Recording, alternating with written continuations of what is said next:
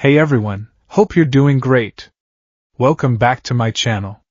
In today's video, we'll dive into what if Deku was a failed super soldier who outgrew Captain America. Smash that subscribe button, and be sure to peek at the description below.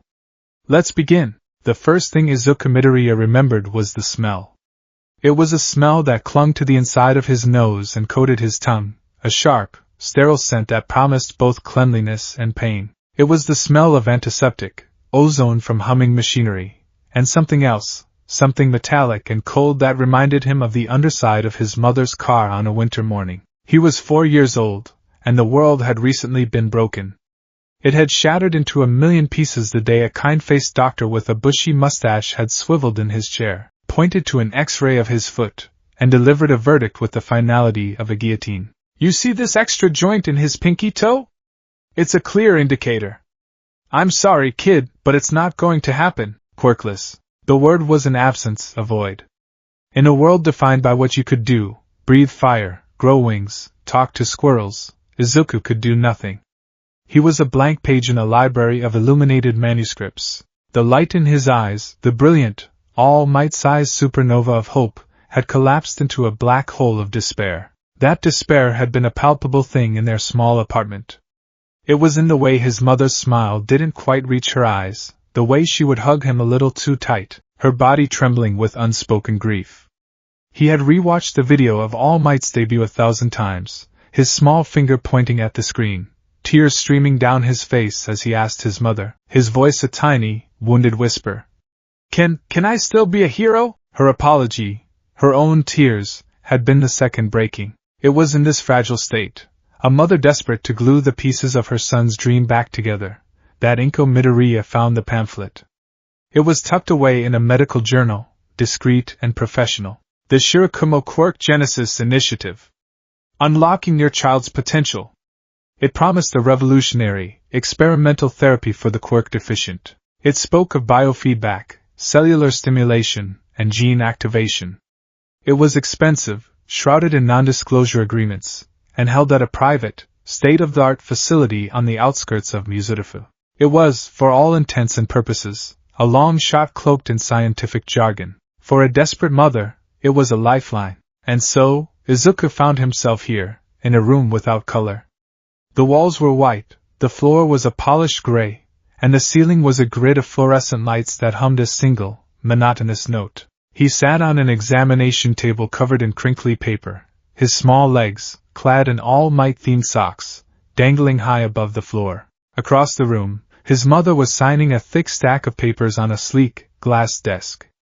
A woman in a sharp suit with severe-looking glasses stood over her, her expression unreadable. Izuku didn't understand the words, but he understood the tension in his mother's shoulders, the nervous way she bit her lip. As we discussed, Mrs. Midoriya, the woman said, her voice as crisp as starched linen. This is a holistic program.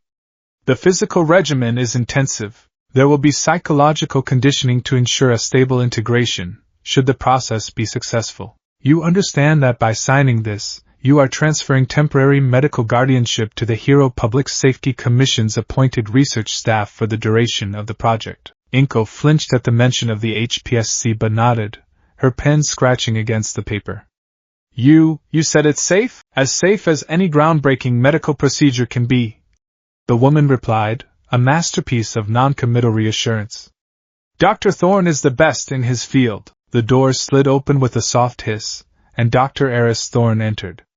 He was a tall, gaunt man with silver hair swept back from a high forehead and eyes the color of a stormy sea. He didn't wear a doctor's coat, but a tailored dark gray suit that made him look more like a mortician than a scientist.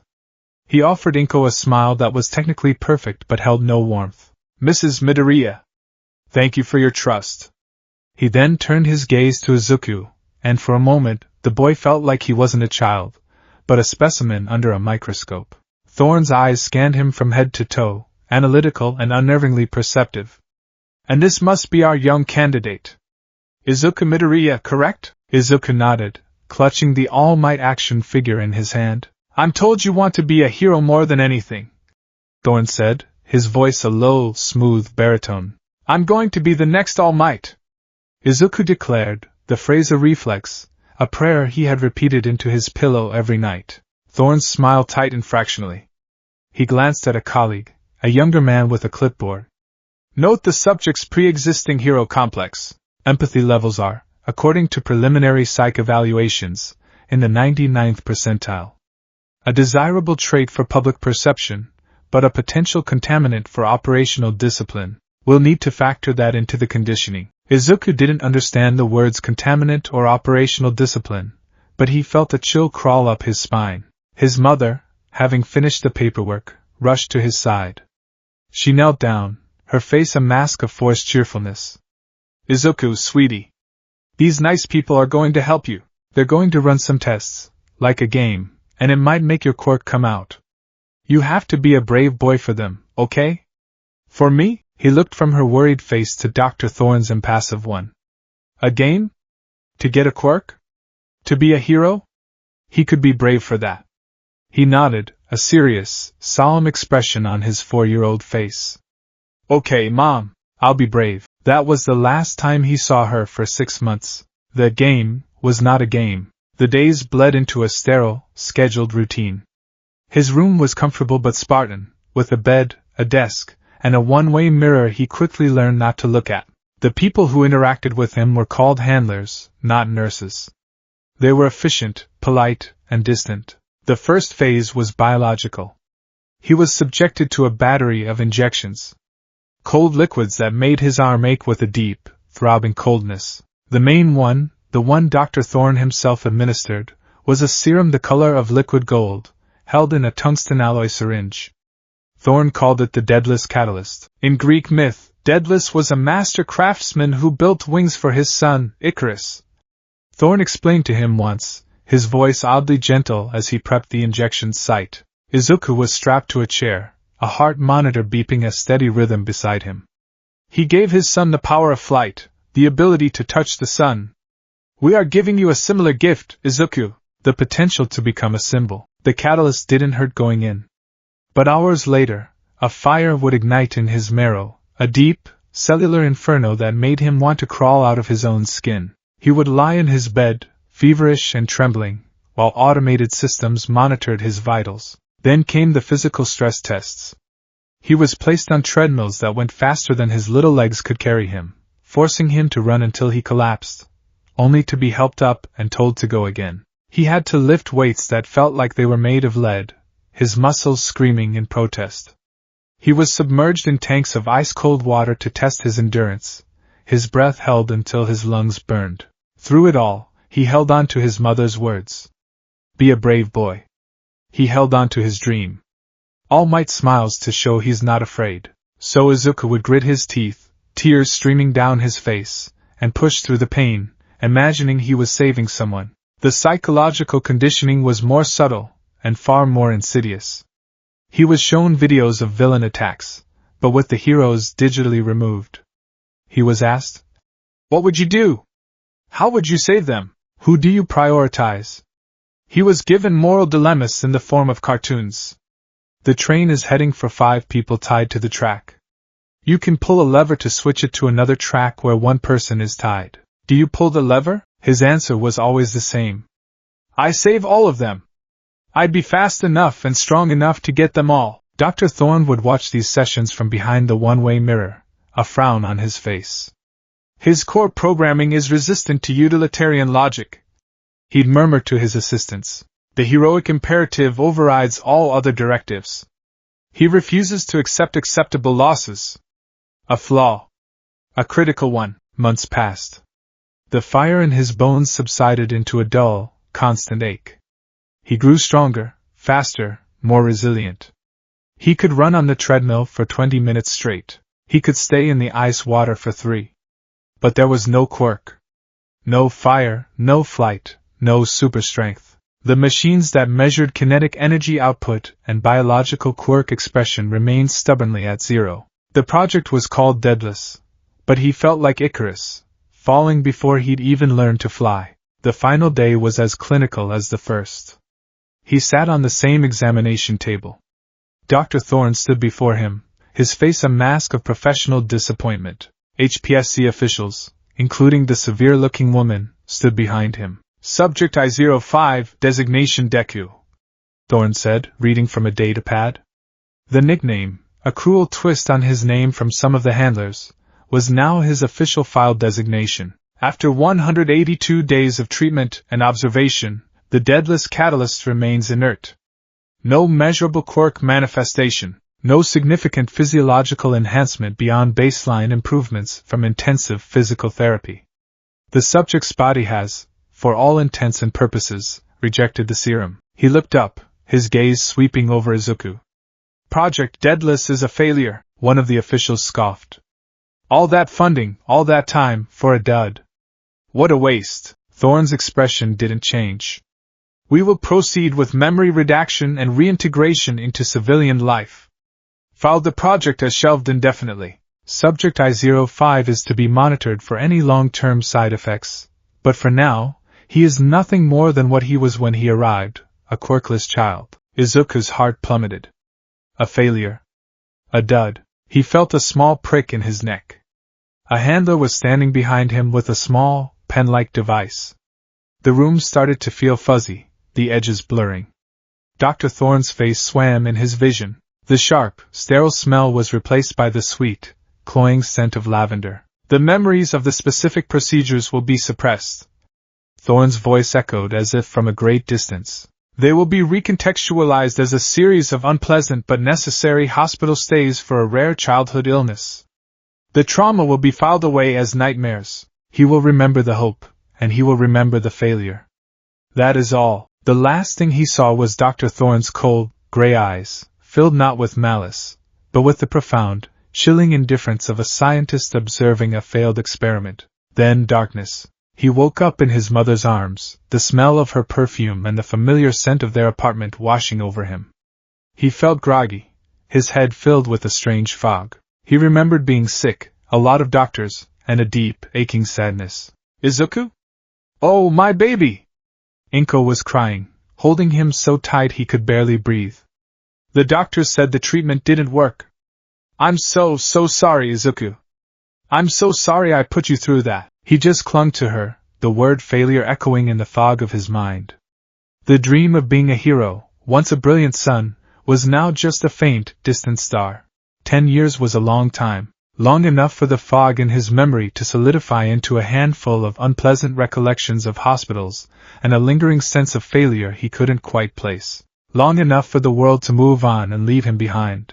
At 14, Izuku Midoriya was a bundle of nervous energy and wiry muscle, hidden beneath a too large middle school uniform. He was still a blank page, but now the page was filled with notes, endless, meticulous notes on heroes, their quirks, their tactics, their support gear. If he couldn't be a hero, he could at least be the world's foremost expert on them. It was the only thing that kept the dream from dying completely. His life was defined by two opposing forces. The first was Katsuki Bikugo. Get out of my way, Deku! The shove was hard and unexpected. Izuku stumbled, his bag sliding off his shoulder as he crashed against the lockers. A sharp pain lanced up his arm where it hit the metal handle. Bikugo and his two cronies laughed, the sound sharp and cruel. Still scribbling in that creepy notebook of yours? Bikugo sneered, tiny explosions popping in his palms like firecrackers. Give it up already. You're a quirkless nobody. You'll never be a hero. The word Deku, which had once been a childish taunt from Bikugo meaning useless, now felt like a brand on his soul. He didn't know why it resonated with such a deep, primal sense of failure, but it did. He just ducked his head, muttering an apology, and waited for them to pass. This was his daily reality. The shoves, the taunts, the occasional explosion singed uniform. And this led to the second, much quieter force in his life, his own inexplicable resilience. Later that day, at home, he changed out of his uniform, wincing as he looked at his arm. A nasty, deep purple bruise was already forming, centered around a long, bloody scrape from the locker handle. It throbbed with a dull ache. Izuku, are you okay? His mother called from the kitchen, her voice perpetually laced with worry. I'm fine, Mom. Just tripped on the stairs. He lied, a well-practiced habit. He washed the scrape clean, hissed as the water stung it, and put on a bandage. He went to bed that night with his arm throbbing. By all rights, the bruise should be a spectacular, multicolored mess for at least a week. The scrape should be tender for days. But when Izuku woke up the next morning, the throbbing was gone. He peeled off the bandage curiously. The angry scrape from yesterday was now a thin, pink, healing line, barely sensitive to the touch. The deep purple bruise had faded to a pale, yellowish green, as if it were already several days old. He poked it. There was only a ghost of pain. Weird, he mumbled to himself, a thought he'd had countless times before. It was always like this.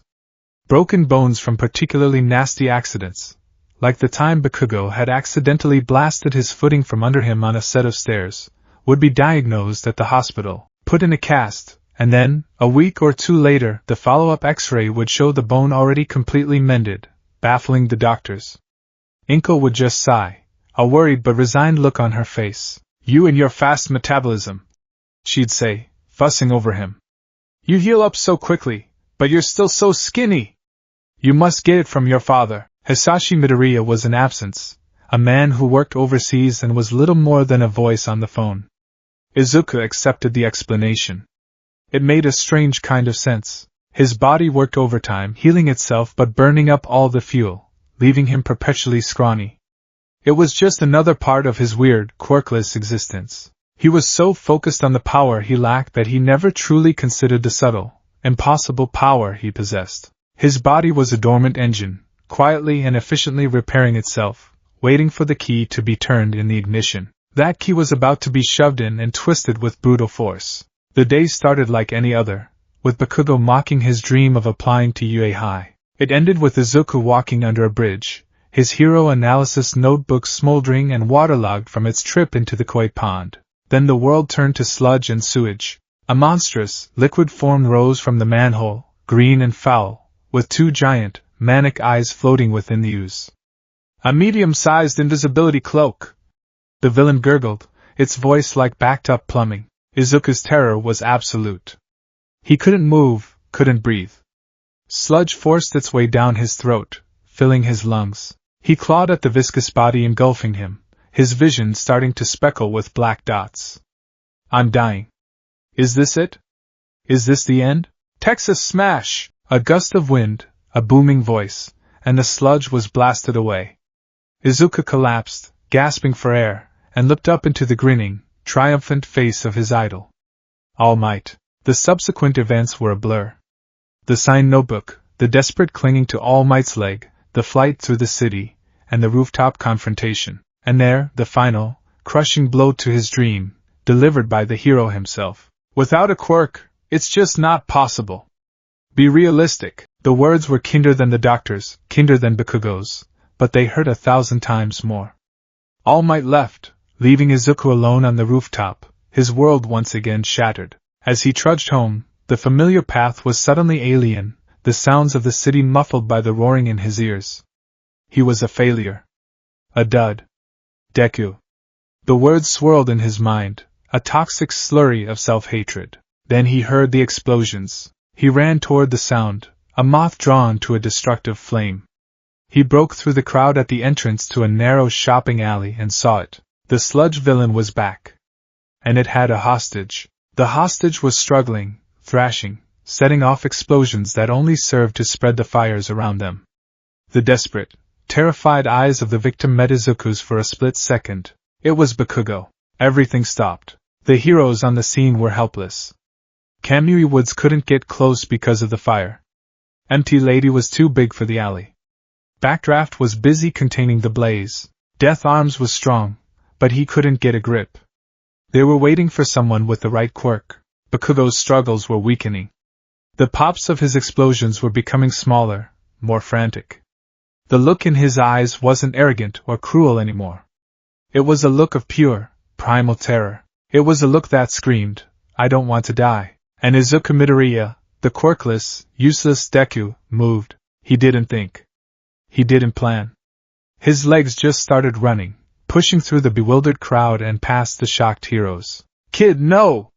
Get back here!" His mind was a maelstrom of terror and self-recrimination. "What am I doing? I'm going to die." But his body kept moving, propelled by a force older and more powerful than conscious thought. It was the same force that made him answer the psychologist's questions with, "I save all of them." It was the heroic imperative Dr. Thorne had deemed a flaw. It was in that moment, in that desperate, suicidal charge, that the final catalyst, the perfect storm of adrenaline, willpower, and mortal danger, slammed into place. Deep within his cells, 10 years of dormancy came to an explosive end. The deadless catalyst, the serum that had been slowly, patiently integrating itself into his DNA, waiting for the right bioelectric and chemical signal, flickered to life. It wasn't a rejection, it had been an impossibly slow assimilation. The world didn't just slow down. It froze. The roar of the crowd became a low, distant hum. The flickering flames of the fires elongated, their motion becoming a lazy, syrupy dance. He could see a single piece of ash drift slowly, languidly, past his face. He saw the panicked expressions on the heroes' faces, etched in stone. He saw the individual, slimy tendrils of the villain's body quiver in micro-movements. And he saw Bakugo's face, a perfect sculpture of fear, a single tear tracing a slow, clear path through the grime on his cheek. Something new surged through Izuku's body. It wasn't a thought, it was a feeling, a physical sensation that was both alien and intimately familiar. It was the echo of the fire in his bones from a decade ago, now magnified 1,000 times. His muscles, usually scrawny and inadequate, felt like they were suddenly forged from braided steel cables. His tendons sang with a tension that threatened to snap his bones.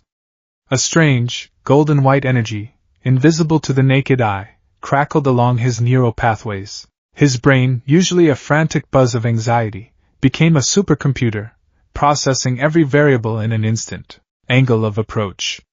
Villain's weak point, the eyes. Wind direction. Distance, 12 meters. Available projectile, my backpack. It all happened in the space of a single, elongated heartbeat. His body, still moving through the frozen tableau of the world, coiled like a spring. He swung his bright yellow backpack off his shoulder. It felt impossibly light. He wasn't just throwing it, he was launching it.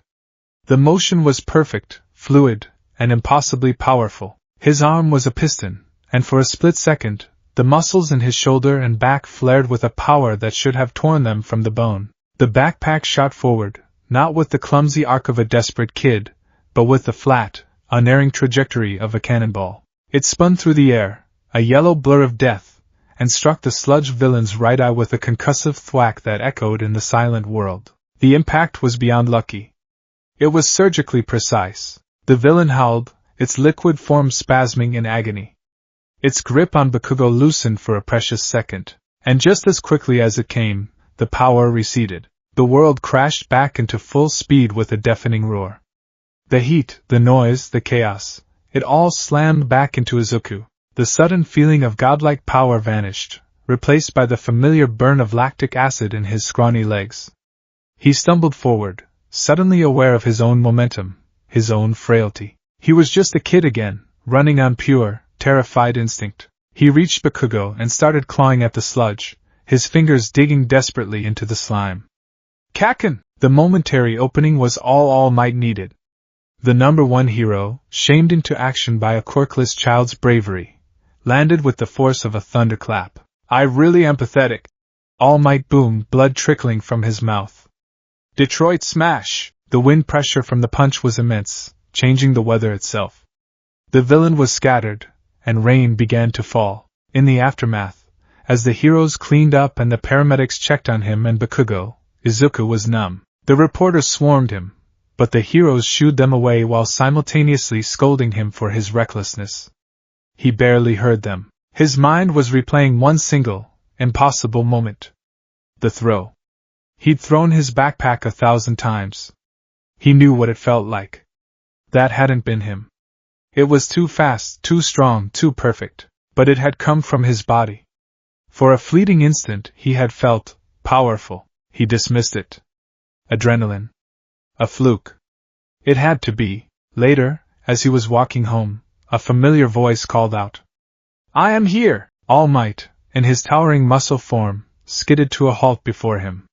The hero quickly deflated into his skeletal form, coughing blood. He had a conversation with Izuku, confirming what the boy had suspected about his injury and time limit.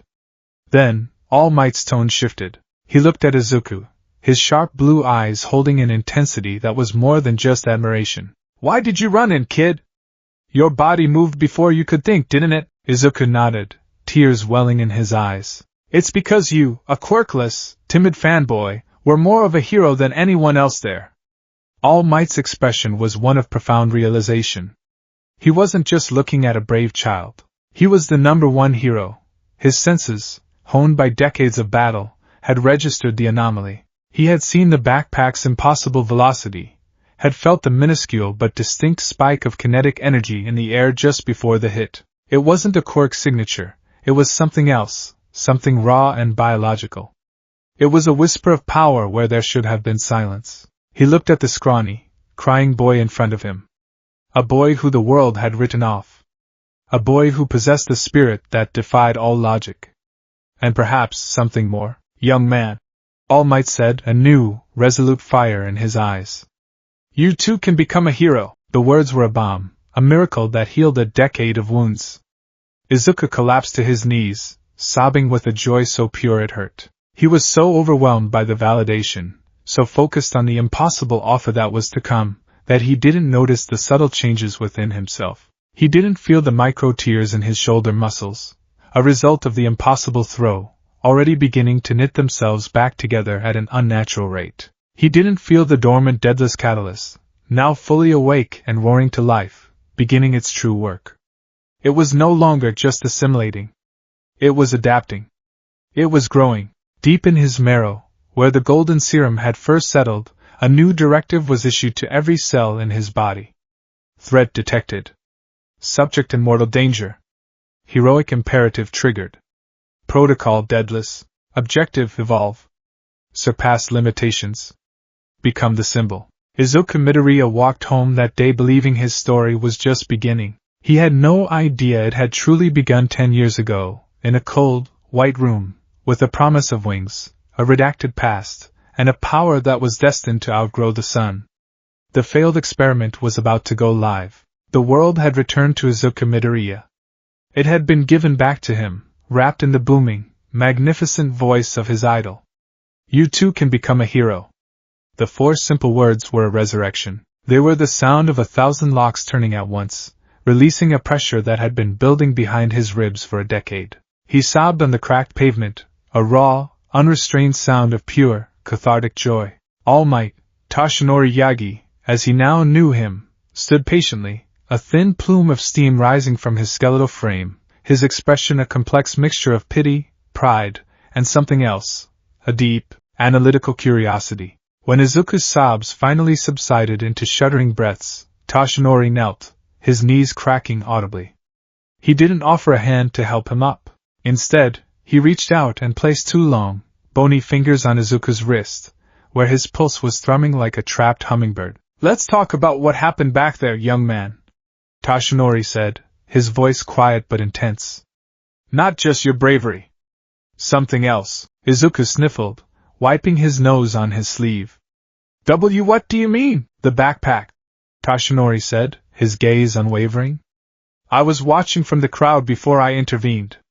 I saw you run. And I saw you throw your bag." He paused, his fingers pressing slightly harder against Izuku's skin.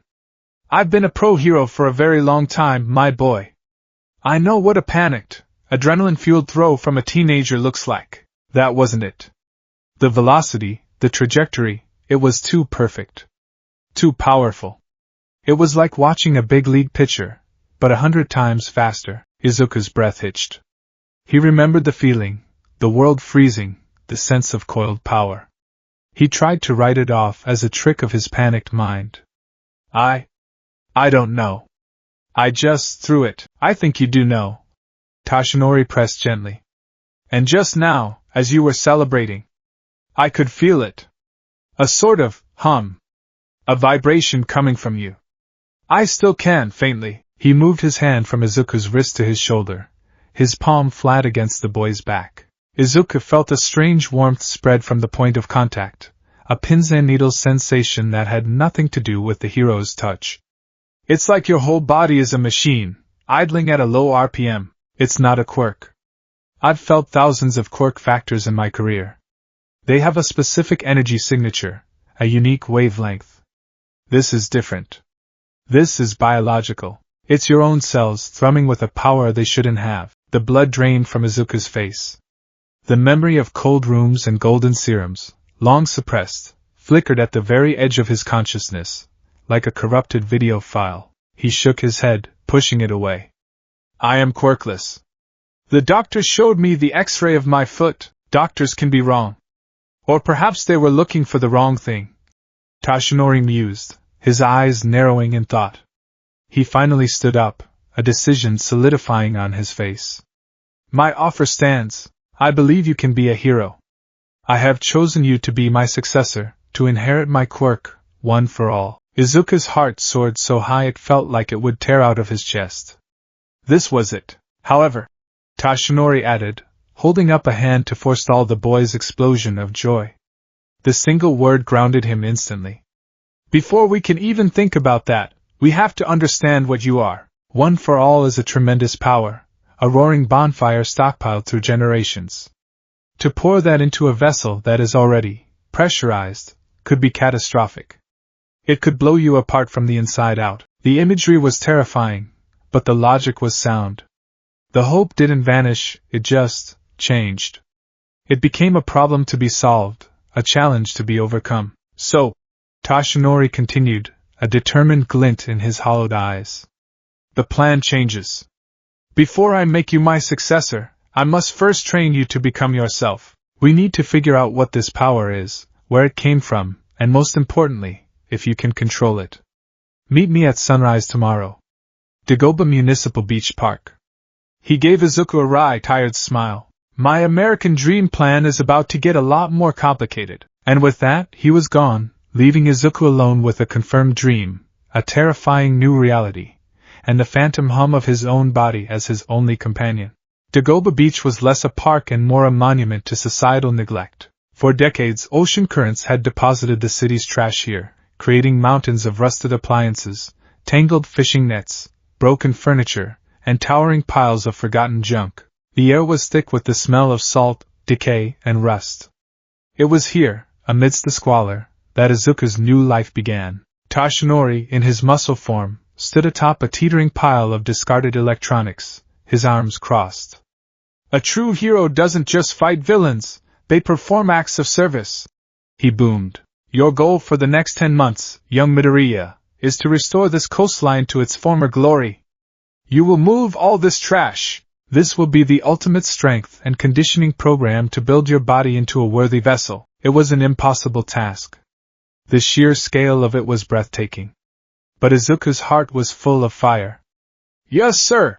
He yelled, his voice filled with unwavering determination. Toshinori had drawn up a rigorous schedule, the American Dream Plan. It detailed calorie intake, sleep schedules, schoolwork hours, and a progressive weight training program using the junk on the beach. The first week went as expected. It was grueling, back-breaking labor. Izuku's muscles screamed, his hands were raw and blistered, and every night he collapsed into bed, an exhausted but happy heap. His body, with its unnaturally fast healing, was a huge advantage. Soreness that should have lasted for days was gone by morning. Small cuts and scrapes vanished overnight. Toshinori watched him, intrigued. The boy's work ethic was second to none, but the strange power remained dormant, a sleeping giant. The low-level hum was always there, a subtle vibration that Toshinori could sense when he was close, but it never flared.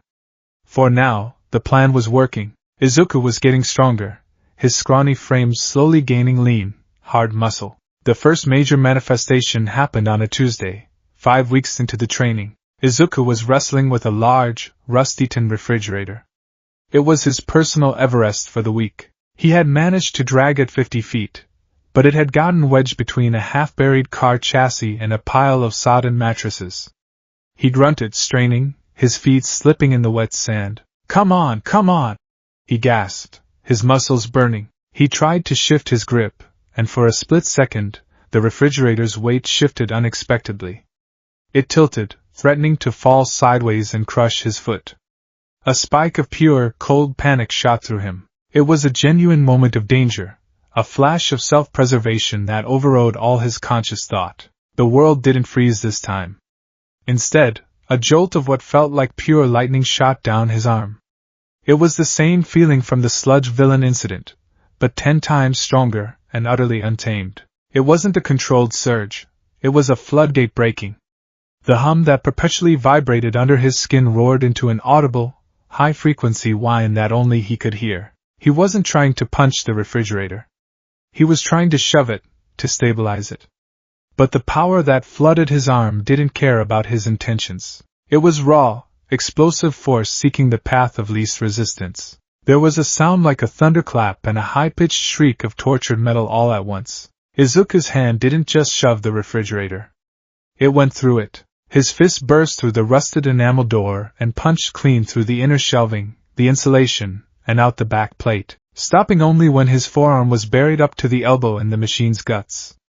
A shower of rust, yellowed plastic, and tangled copper wiring exploded from the back of the fridge. For a moment, there was silence, broken only by the gentle lapping of the waves. Izuku stood there, his arm embedded in the appliance, his mind utterly blank with shock. He stared at the perfect, fist-size hole he had just created. Then, the pain hit. It was a supernova of agony. The force required to punch through solid steel had recoiled back into his own body. It felt like every bone in his hand and forearm had been simultaneously shattered, ground into dust, and set on fire. He screamed, a sharp, choke sound, and yanked his arm back. Crunch, crack, grind. The sound was wet and sickening, audible even to Tashinori, who was observing from a distance. Izuku stumbled back, clutching his arm to his chest, his face pale. He looked at his hand, expecting to see a mangled, bloody mess, a pulp of bone and flesh, but there was nothing. Not a scratch. His skin was unbroken, but he'd heard it. He'd felt it. The bones in his knuckles, his wrist, his radius and ulna, they had fractured into a spiderweb of pieces. And then, in the space of a single, agonizing second, he felt them forcibly realign. It was a nauseating, grinding sensation, like tectonic plates shifting beneath his skin. The deep, searing pain of the break was immediately replaced by a hot, throbbing ache of unnatural healing. He fell to his knees, panting, sweat beading on his forehead. He felt sick. The power was exhilarating for a microsecond, but the recoil was pure body horror. Young Midoriya! Tashinori was by his side in an instant, his skeletal form radiating concern. He had seen the whole thing. The flash of light, the impossible damage, the boy's scream. He gently took Izuku's trembling arm. His hand was warm, but a furious, angry red, as if severely scalded. Tashinori could feel the residual energy coming off it in waves, a chaotic, furious buzz. I didn't mean to. Izuku stammered, his voice shaking. It just happened. I thought it was going to crush my foot and then the power reacted. Tashinori finished, his expression grim. He looked from the boy's perfectly intact, if furiously red, hand to the gaping hole in the refrigerator. This changes everything. This is not a power you can simply build a tolerance for. It's a wild animal living inside you, and right now, it's completely untamed.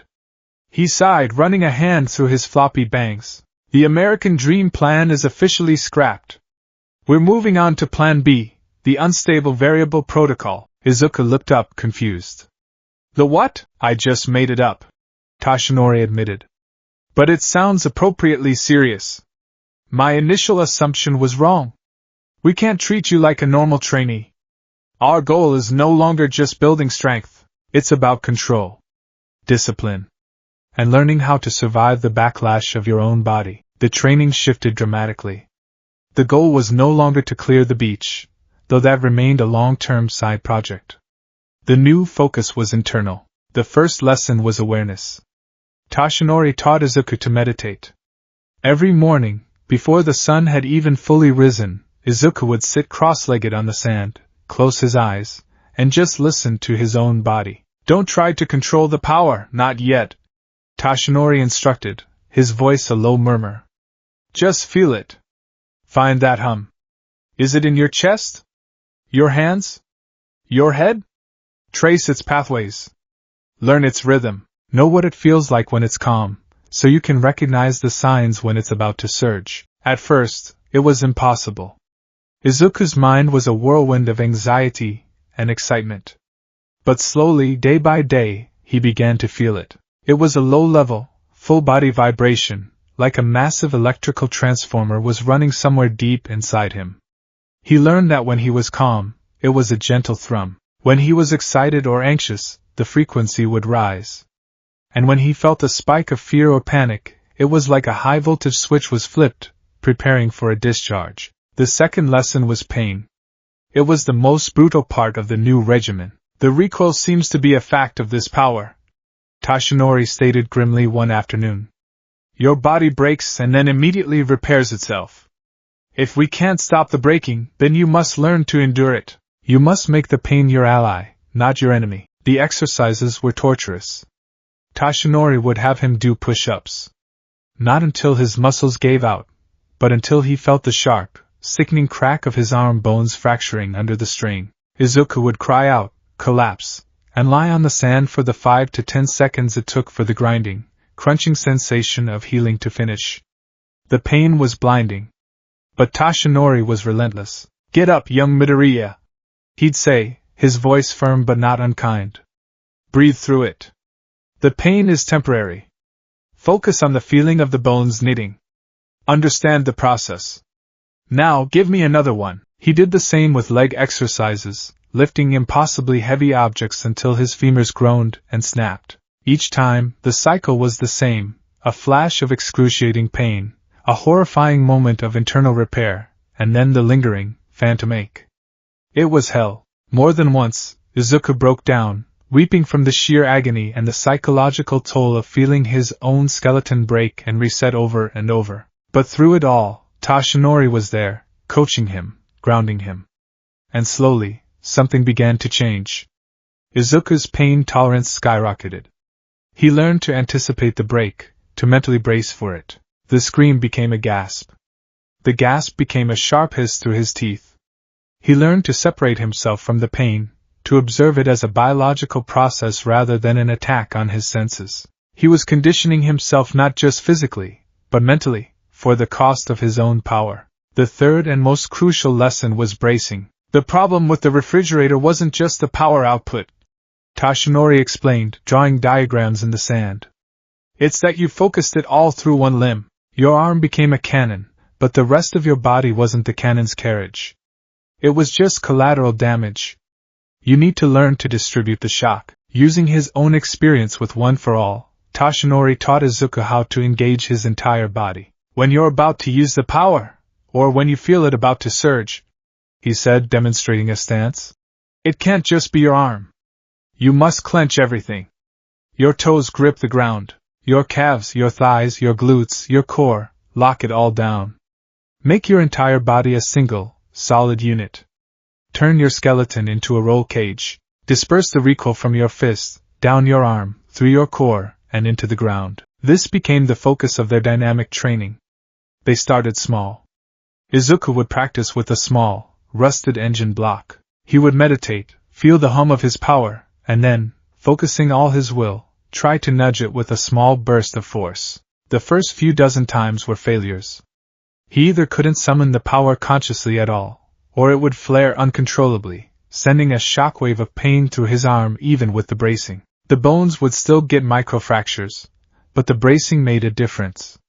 Instead of a full, catastrophic shatter, it felt more like a deep, painful sprain that healed in seconds.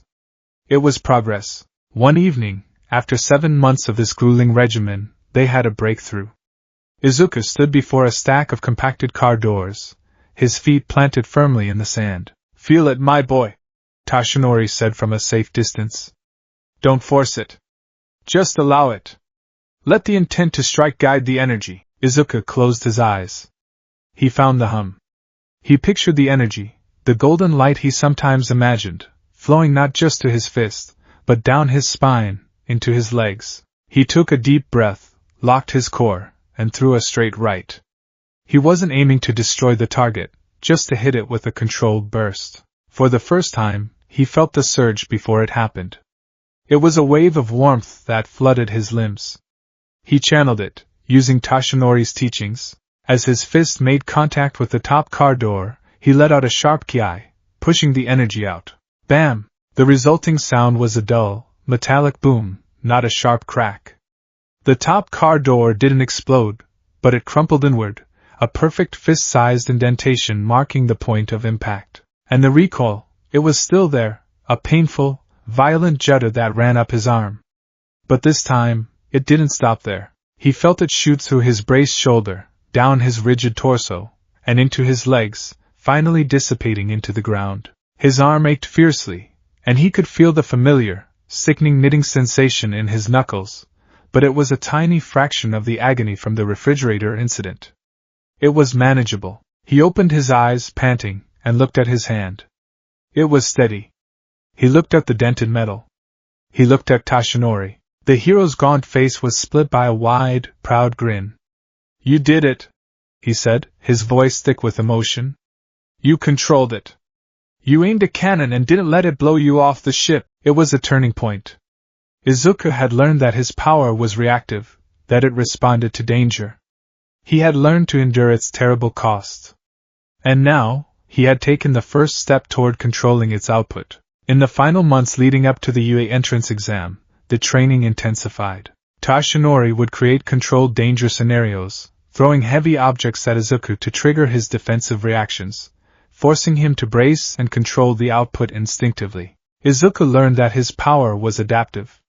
When he blocked a piece of flying rebar, the skin and bone on his forearm would become momentarily, impossibly dense, stopping the metal cold. The power wasn't just strength, it was a survival mechanism of terrifying efficiency. By the end of the 10 months, Dagoba Beach was pristine.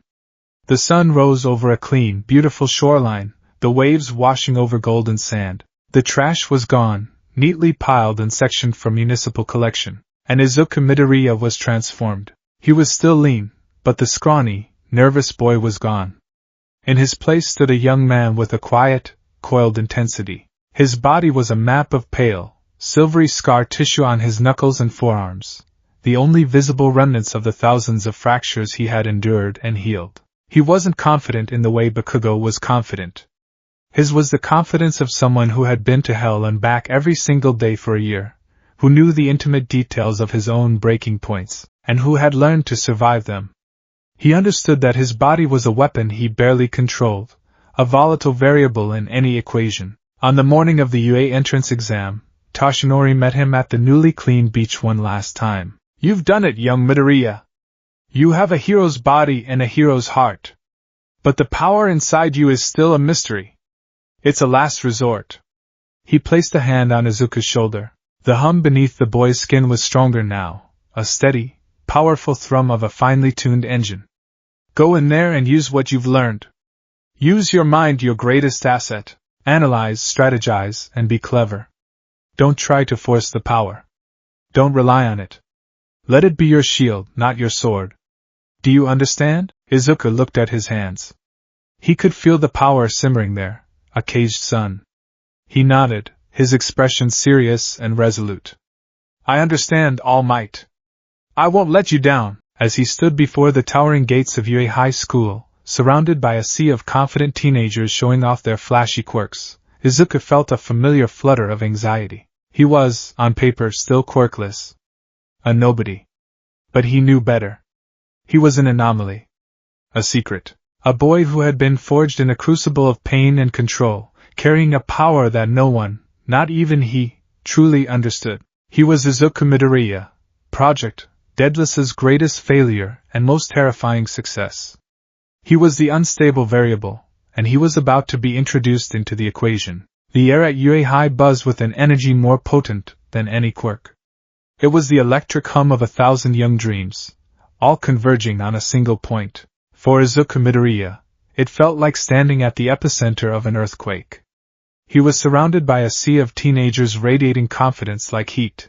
A girl with pink skin and strange, black Scara eyes chatted excitedly with a friend whose arms were made of what looked like segmented tentacles. A boy with a bird head stood stoically, his dark feathers ruffling in the breeze. And then there was Kaken, a living storm cloud of arrogance, his hands shoved in his pockets, exuding an aura that dared the world to challenge him. Izuku felt like a ghost haunting his own dream. He clutched the straps of his backpack, the familiar weight a small comfort. He had Tashinori's words echoing in his mind, use your mind. Be clever. Let the power be your shield, not your sword. But anxiety was a cold knot in his stomach. He was, for all official purposes, quirkless. He was an imposter, a variable in an equation he didn't fully understand, armed with a power that was more likely to cripple him than help him. The entrance ceremony briefing was held in a massive auditorium, the lights dim save for the brightly lit stage. The voice hero, Present Mike, exploded into the spotlight, his energy almost a physical force. Welcome, little listeners, to the UA High Entrance Exam. Can I get a hell yeah? Silence. Izuku, despite his anxiety, began muttering under his breath, his analytical mind kicking into overdrive. The practical exam is a 10-minute mock urban battle, 3 types of faux villains, each with a different point value. Based on the layout of the 7 battle centers, mobility will be key. Destructive quirks are powerful but might cause too much collateral damage, leading to point deductions. Emitter types will have an advantage over mutation types in open areas, but... And you, with the messy green hair! Izuku froze, his muttering cut short. A spotlight pinned him to his seat. He looked up to see a tall, broad-shouldered boy with dark blue hair and glasses standing, his arm rigidly chopping the air. You have been muttering this entire time. It is distracting and unbecoming of a potential UE student. If you believe this to be some sort of game, then I implore you to leave. Heat flooded Izuku's face. He hunched his shoulders, stammering an apology as the students around him snickered. The boy Tenya Ida then turned his severe gaze back to the stage to question Present Mike about the mysterious 4th robot type. Izuku shrank in his seat, his one reliable tool, his analysis, had just earned him public humiliation. The knot of anxiety in his stomach tightened into a cold, dense stone. When they were herded into their designated battle centers, the scale of the simulation city was staggering. Towering skyscrapers, clean streets, manicured parks. It was a perfect, soulless metropolis waiting to be torn apart. Izuku found himself at the gates of Battle Center B, his heart hammering against his ribs. He recognized the kind-faced, brown-haired girl from the entrance, the one he had saved from tripping. Uraraka. He'd wanted to wish her luck but had been too flustered. The tension was a thick, palpable thing. Everyone was poised, their bodies thrumming with energy, ready to unleash their quirks. Izuku tried to focus, to find the quiet hum within himself as Tashinori had taught him. He could feel it, a low, anxious vibration just beneath his skin. It wasn't calm, it was a live wire, humming with his own fear. He couldn't wield this. He couldn't even touch it without risking a catastrophic discharge. "An. Start!" Present Mick's voice boomed from unseen speakers. For a split second, everyone froze. What's the matter? The test's begun. There are no countdowns in a real fight. Run! Run! The gates flew open and the crowd exploded forward. A boy with blonde hair that glinted like gold shot a sparkling laser from his navel, blasting a one-point robot to scrap. A girl created a cannon from her arm. It was a maelstrom of power. Izuku was left in the dust. He shook himself from his stupor and sprinted into the city, his mind racing. Okay. Think. I can't punch them. Not without a direct threat. The power is reactive, not proactive. So, what can I do? His 10 months of training hadn't just been about power control. It was 10 months of hauling tons of scrap metal. He was stronger and faster than he had ever been. His baseline physical abilities, enhanced by the serum's constant, low-level cellular repair and reinforcement, were at the absolute peak of human potential, and maybe a little beyond. He was agile, he was durable, and he was smart. He saw a one-point robot rolling down a narrow alley. It was a squat, green machine on a single wheel, its red eye scanning for targets. Instead of confronting it head-on, Izuku ducked behind a dumpster. He waited for it to roll past, then lunged. He grabbed a discarded length of steel pipe from a pile of debris. The robot swiveled, its laser sight locking onto him. Too slow, Izuku thought. He jammed the pipe into the robot's wheel housing. With a sickening crunch of metal, the machine locked up, toppled over, and sparked violently before its red eye went dark. 1 point. It wasn't glamorous. It wasn't heroic.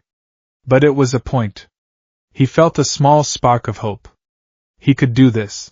But the exam was a frantic, brutal economy of time. For every point Izuku earned through clever traps and leveraging debris, other examinees were racking up dozens by simply blowing robots away. He managed to trick a 2-pointer into charging off a ledge. He lured 2 1-pointers into a narrow space where they collided and short-circuited each other. He was a scavenger, picking up scraps while others feasted. His enhanced agility allowed him to navigate the urban battlefield with a parkour-like grace, dodging laser blasts and flailing robotic limbs, but he couldn't initiate a direct confrontation. 7 minutes in, the announcements echoed through the city. 3 minutes remaining. Top scorers are at 60, 55, and 52 points. Izuku looked at his mental tally. 6 points. He had 6 pathetic points. The stone of anxiety in his stomach became a black hole. He was failing. After all of Toshinori's training, after all the pain and the hope, he was going to fail. Desperation began to claw at him. He needed more points.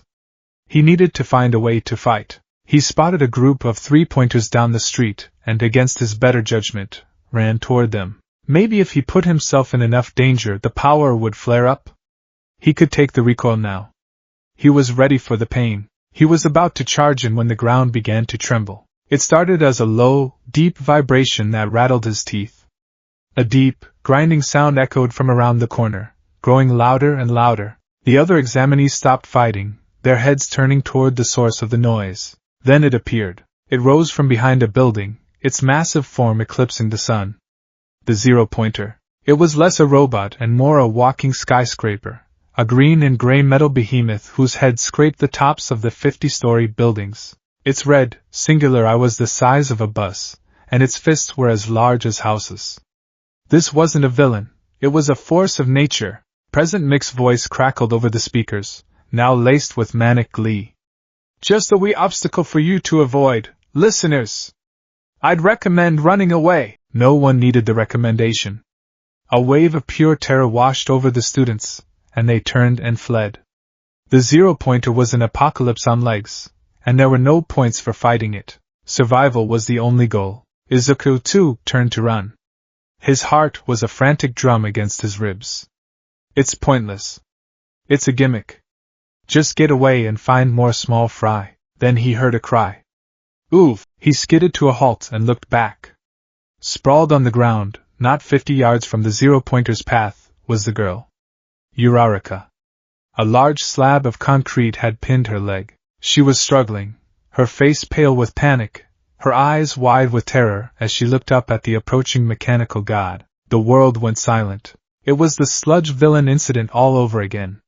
The fleeing students, the approaching doom, and the one person trapped, helpless. But this time was different.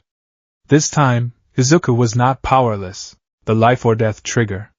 The perfect storm of empathy, adrenaline, and a clear, present danger to another person. It wasn't a choice.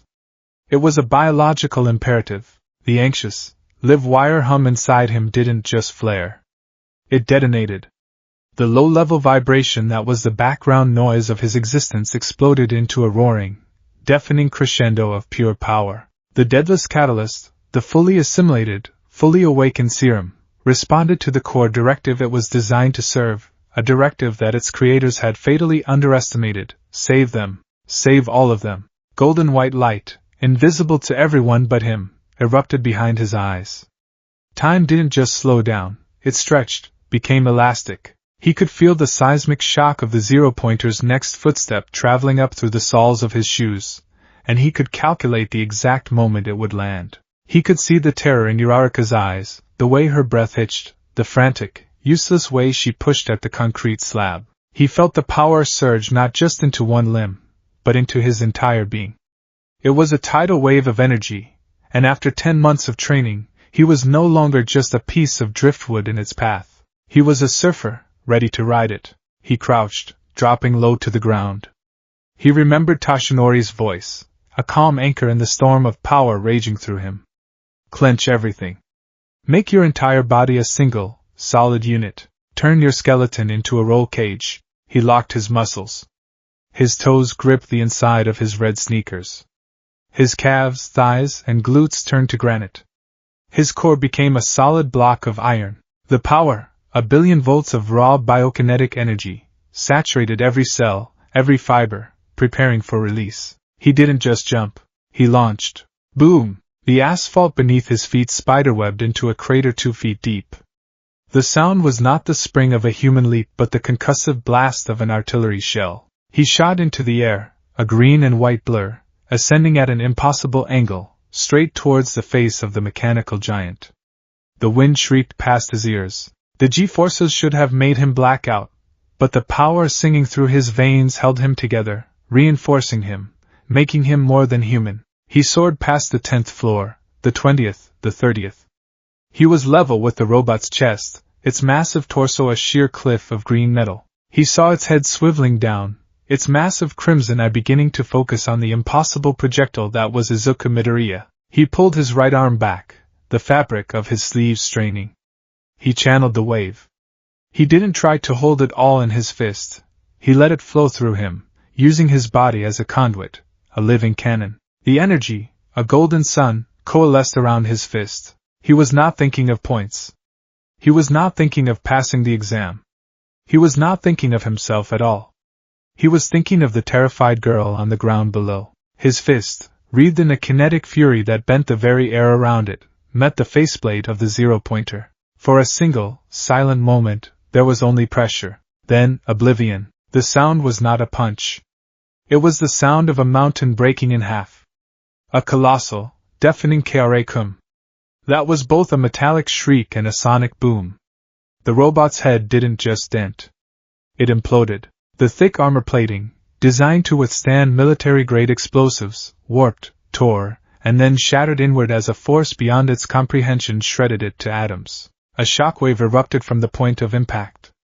It was a visible ring of distorted air that blasted outward in a perfect circle. Every window in a 3-block radius shattered simultaneously, a cascading symphony of destruction. Cars were lifted from the street and tossed like toys. The students who had been fleeing were knocked off their feet by the sheer force of the wind. The zero-pointer, its head and neck obliterated, hung in the air for a second, a monument to its own destruction. Then, with a groan that shook the foundations of the city, it began to topple backward, away from Uraraka. And Izuku. Izuku was falling. The recoil was apocalyptic. It was not the sharp, clean break of a bone. It was 1,000 times worse. The instant his fist connected and the power discharged, an equal and opposite force ravaged his body. It was a backlash of pure, untamed energy. As he fell, he saw it. A web of faint, shimmering golden cracks spread across his skin. They started from his right fist, snaking up his arm, across his chest, and down his left leg, the main channels the recoil had taken. It was as if his very body was a piece of porcelain that had been struck by a hammer, the energy of the impact visible as fracture lines of pure light. He didn't just feel broken, he felt undone. The pain was a white, blinding light that consumed his consciousness. His right arm was a ruin. The bones hadn't just broken, they felt like they had been sublimated and then forcibly resolidified into a mangled shape. His left leg, which he had used to launch, was a wreck of torn ligaments and shattered bones. Then, as he fell, he felt the sickening, grinding sensation of the deadless serum kicking into its secondary function, emergency repair. The golden cracks began to fade as the bioenergy was reabsorbed, fueling a frantic, agonizingly fast healing process. But the damage was too great. It was like trying to patch a sinking battleship with duct tape. His last coherent thought was a single, panicked word. Falling, then a slap. A stinging sensation on his cheek. Release!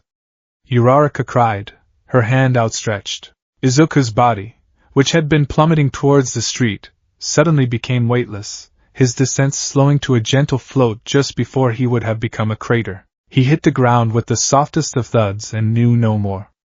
The world dissolved into a black, painless void. The next thing he knew was pain. A dull, throbbing echo of the earlier agony. And a soft, puckering sensation on his lips.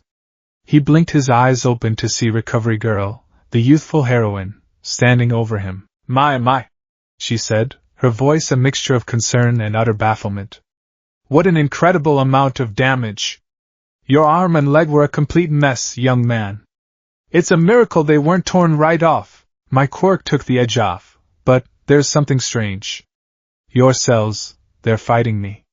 They're trying to heal on their own, but in a chaotic, inefficient way. It's like they have their own blueprint, and don't like outside help. She handed him a handful of gummies. Here, eat these. You must be completely drained of energy. He was. He felt hollowed out, an empty shell. The exam was over. He was lying on a stretcher, surrounded by the wreckage his one punch had caused. He had 0 points. He had failed. Far away, in the heart of Tokyo, in a building of smoked glass and sterile steel that did not officially exist, a sound broke a decade of silence. It was not a loud alarm. It was a single, soft, insistent chime, emanating from a black, monolithic server rack in a climate-controlled room. The room was part of the Hero Public Safety Commission's deepest, most classified data archive. On a nearby monitor, a single line of amber text blinked to life. Anomalous energy signature detected, Musudifus sector. The alert was automatically forwarded. On the top floor of the HPSC headquarters, in an office that overlooked the entire city, President Yui Kana did not flinch. She was a woman in her late 50s, with sharp, intelligent eyes and silver hair pulled back into a severe, elegant bun. Her desk was a single slab of polished obsidian, completely clear save for a single data pad. The chime sounded from the pad, and she glanced down at the alert. Quirk profile unknown. Kinetic output, 7.2 petanewtons, estimated. Cross-referencing database. Match found. Accessing redacted file, PRJ-DLS-001. Kana's perfectly sculpted eyebrow rose a single millimeter. Deadless? The name was a ghost, a failed vanity project from a decade ago that she had personally ordered shelved and buried. She pressed the comms button on her desk. Get me Dr. Thorne, she said, her voice flat and cold. Now, 10 minutes later, a man was escorted into her office. Dr. Eris Thorne was older now. The silver in his hair had completely taken over, and fine lines bracketed his cold, gray eyes. He had been relegated to a quiet, mundane position in the HPSC's RD department, a genius put on a leash. But the sharp, analytical intelligence was still there, burning behind his eyes. Madam President, he said, his voice the same smooth, unsettling baritone. An unexpected summons. She didn't ask him to sit. She simply swiveled the datapad on her desk to face him. Explain this. Thorne leaned forward, his eyes scanning the screen. He saw the energy readings, the location, and then the file designation. His professional composure, cultivated over a lifetime, shattered. For a split second, his eyes widened, and his breath hitched. He quickly mastered himself, but the flicker of raw, unrestrained emotion was not missed by the president. He straightened up, his fingers twitching at his sides. Project Deadless, he breathed, the name a reverent whisper. Subject I-05. He looked at the president, his eyes gleaming with a terrifying, feverish light. Awakened. I ordered that project terminated, Kana said, her voice dangerously quiet. The report said the catalyst was inert. That the subject was a biological dead end. A failure. A failure is a result that does not meet expectations, Madam President. Thorne corrected, a manic energy entering his voice. He began to pace, his mind clearly racing. My expectation was a peak human specimen within 6 months. A controllable asset. A Captain America for the modern age, as the initial brief so crudely put it. The subject's body showed no immediate change, so by that metric, yes, it was a failure. But I theorized. I hypothesized that the catalyst was not inert, but simply slow. That it was not a key, but a seed that would lie dormant, integrating itself into the host's junk DNA, waiting for the right conditions for germination. A life-or-death crisis, extreme adrenaline, a surge of willpower. He stopped and looked at the datapad again, pointing a trembling finger at the kinetic output reading. 7.2 petanewtons. Madam President, do you have any idea what that number means? The force of All Might's United States of Smash is estimated at around 5. This is a God-level energy signature. And the profile, it's not a quirk. It's pure, raw, biological kinetic energy. My serum didn't fail. It didn't just work. It evolved. President Kana stared at him, her face an unreadable mask. A God-level energy signature in the body of an unregistered, emotionally unstable teenager is not an asset, Doctor. It is a time bomb. Where is he? Thorne tapped a command on the screen. A grainy image from a UA security drone appeared. It showed a smoking, destroyed cityscape, a toppled behemoth of a robot, and a small figure with messy green hair being loaded onto a stretcher. At UA, Thorne said, a slow, predatory smile spreading across his face. The mortician had been replaced by the mad scientist, gazing upon his resurrected creation. He applied to be a hero. The irony was so thick it was almost laughable. Kana's eyes narrowed. Yui was a problem. Nizu was a problem. And All Might, the boy's likely idol and a new teacher at the school, was the biggest problem of all. We created him, she said, her voice turning to ice. He is a piece of government property. A weapon system that has just come online without authorization. This variable must be controlled. Controlled? Thorne scoffed, emboldened by his vindication. Madam President, you are thinking too small. You wanted a perfect soldier, a symbol you could parade around. You got something infinitely more valuable. We have the opportunity here not to control a symbol, but to study the birth of a living God. My project, my boy, he didn't just meet expectations, he has outgrown them. He looked back at the image of Izuku, the boy he had dismissed as a dud a decade ago. The ghost that had been sleeping in the HPSC's system was now alive, breathing, and possessed a power that could shatter the world. And Dr. Eris Thorne, the man who had built the wings, felt a chilling, possessive pride. He had made Icarus, and this time, he would not let his creation fall. He would reclaim him, find out everything about him. President Kana commanded, her voice leaving no room for argument. His life for the past 10 years. His habits, his friends, his weaknesses. We are activating Asset Reclamation Protocol. Subject I-05 is coming home. The letter came on a Tuesday. It was a simple, elegant envelope bearing the crimson wax seal of UA High. Izuku held it in trembling hands, his heart a frantic, panic drum. This was it. The verdict. He had 0 villain points. The only thing he had done was destroy the gimmick robot, and himself in the process. There was no way. He retreated to the sanctuary of his room, an all-might shrine that felt more like a monument to a failed dream than a source of inspiration. He activated the small projection device. A hologram of All Might flickered to life, booming. I am here! As a projection, Izuku braced himself for the gentle letdown, the apology, the you were brave but speech. But it never came. All Might launched into an explanation of the exam's true nature. He replayed the footage of Izuku's desperate, suicidal charge. He showed Uraraka going to present Mike and asking to give him some of her points. And then came the reveal. The practical exam wasn't just about fighting villains. It was about embodying the spirit of a hero. Did you think we wouldn't reward those who do the right thing? All Might's voice swelled with pride. Hero points! A panel of judges awards them for acts of courage, compassion, and self-sacrifice.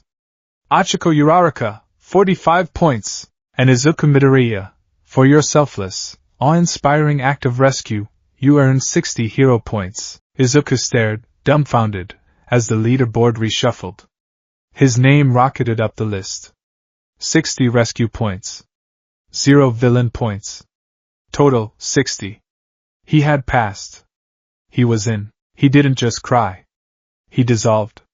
The tension, the fear, the certainty of his failure, it all washed away in a flood of raw, unadulterated relief that was so powerful it left him weak and dizzy. And there's more, my boy. The hologram of Toshinori continued, his tone shifting from bombastic hero to serious mentor.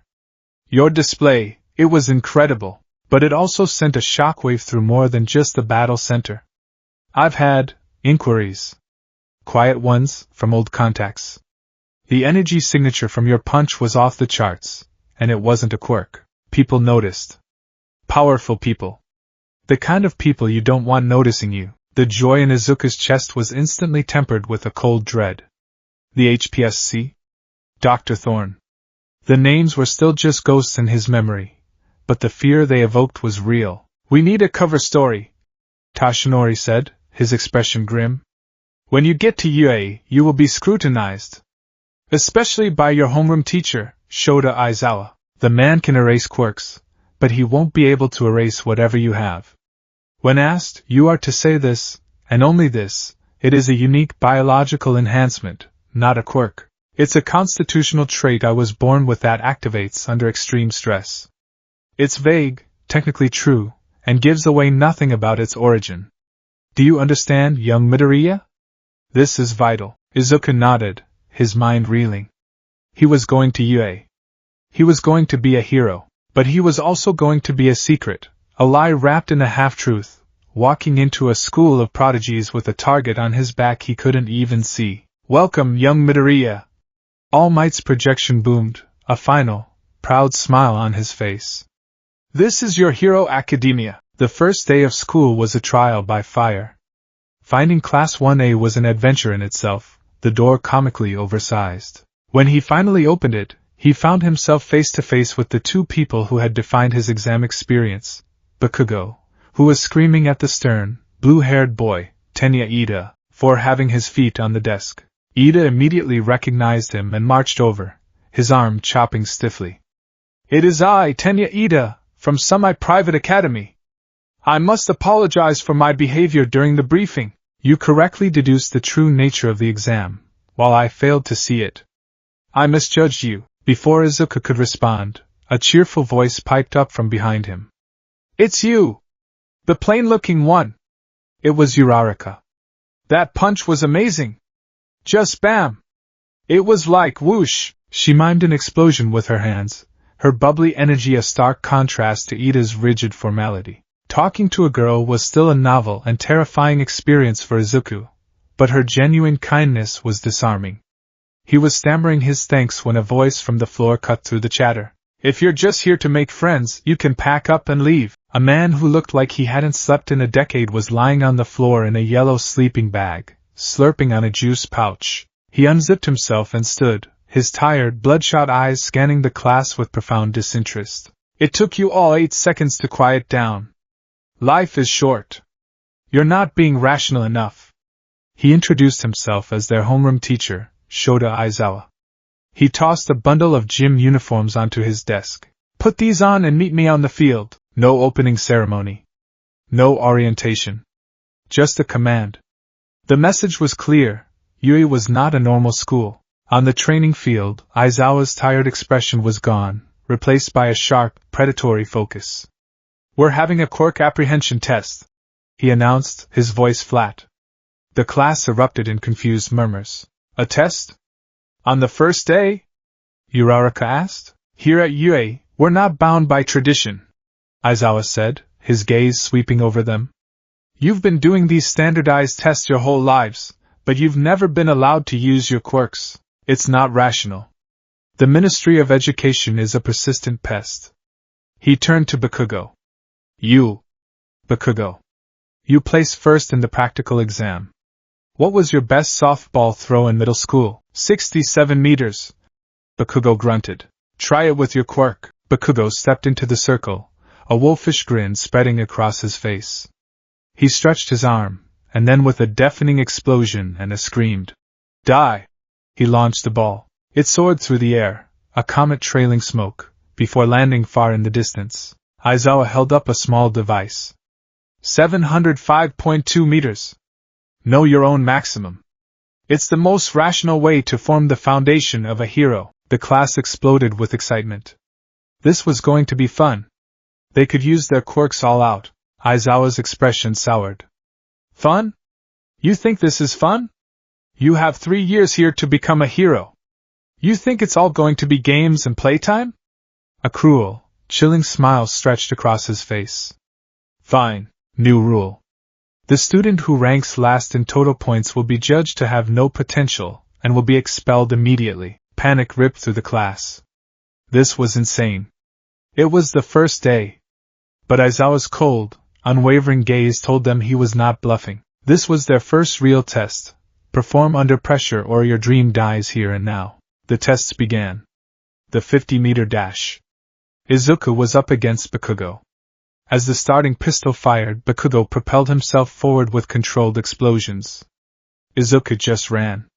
But it wasn't a normal run. Tapping into the enhanced physicality the Deadless Serum afforded him, he pushed off, his legs pistoning, and crossed the line in 4.13 seconds. It was incredibly fast for a quirkless run, but paled in comparison to Ida's 3.04 seconds, whose legs were literally engines. Still, it was a respectable score. Grip strength. He scored 65 kilograms, a solid result born from months of hauling scrap, but nothing compared to the multi-armed Mizo's shoji.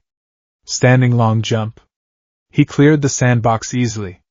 Repeated sidesteps. His agility was high. In every test that relied on pure, baseline human athletics, Izuku was performing at an elite level. He was placing in the middle of the pack, which was a miracle in itself, but he knew it wasn't enough. The final tests, the seated toe touch, the long-distance run, were coming, but the one that mattered most was the ball throw.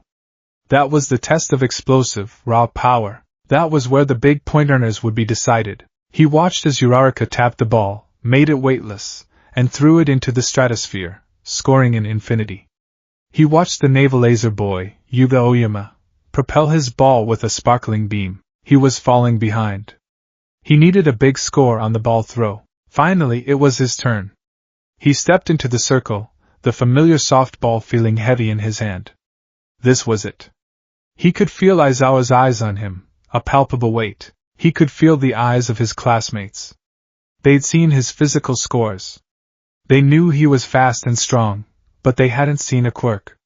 They were curious. Whispers of quirkless had already started to circulate. He took a deep breath, trying to calm the anxious thrumming in his veins. He had to use the power. Just a little. A controlled burst, like he'd practiced with Tashinori. He had to brace, channel the recoil, and focus it all into his fingertip. He planted his feet, taking the stance Tashinori had drilled into him. He coiled his body, drawing his arm back. He could feel the power beginning to pool, a dangerous heat building in his arm. Just a little, just enough. He swung his arm forward. The power surged, and then, nothing. The feeling vanished. The hum in his veins, the coiled energy, the immense power, it was gone. It was like a switch had been flipped, cutting him off from the source. The throw was just a normal throw, powered by his own meager muscle. The ball flew a paltry 46 meters before thudding uselessly into the dirt. Izuku stared at his hand, a cold, terrifying emptiness spreading through him. It was gone. The power was gone. I erased your quirk. He spun around. Aizawa was standing right behind him, his usual slouch gone. His dark hair was floating, his eyes were glowing a baleful red, and the capture weapon around his neck was writhing like a nest of snakes. The effect was terrifying. That entrance exam was not rational, Aizawa said, his voice a low, dangerous growl. A person who would so willingly shatter his own body to achieve a goal is a liability. You can't save anyone if you're the one who needs saving. Izuku's blood ran cold.